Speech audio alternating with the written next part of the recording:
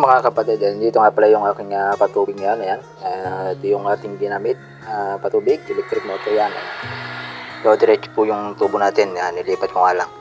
Diyan ko siya nilagay. Ayan po yung ating naka-hose lang yan. Pero nilagyan ko ng PVC gawa nga ng baka masira.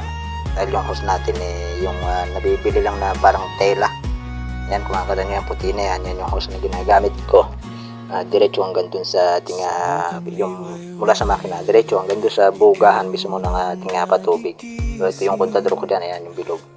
So yan, pinaikot-ikot ko lang siya dyan sa mga sukal na yan, gawa ng para hindi siya masyadong makaano ng mga tao, o mga bata. Ito yung dating poste ng kuryente natin. So ito siya, bumubugas siya dyan, ayan. So yan, nilagyan ko nga pala yan ng bato na para yung boulders para hindi direktang tumatama sa lupa kundi sa may bato para hindi makutkot yung lupa. Yung tubo na nakikita nyo na yan, nakabaw yung diretso hanggang dito. Yan. Yan siya umaagos. Yan. So, yun yung ating sinasaka. Yan. Hindi pa ako nakapagtabas dyan. Inuna ko muna yung sa ating patubig. Pero kasi maglalamay na tayo dyan. Diretso na yan, mga 2 araw siguro. Ito naman yung ating pagulong.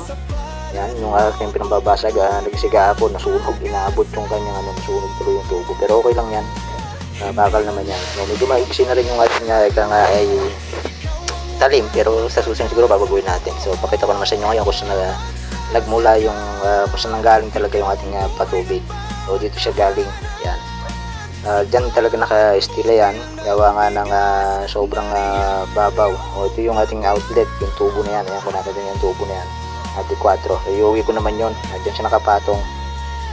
Yan yung ating pinanggalingan dati, yung lagay ng ating tubo. Yan, kinakita nyo yung buhangin. Ayun, mahigit ng kalahati. Kaya nga, nakagilid na rin yung daloy ng tubig. So, pahirapan lang din ako niya ng kahuhukay. Kaya mas may nabuti ko na ilipat na lamang siya dyan. Sa pinaglagyan ko ngayon.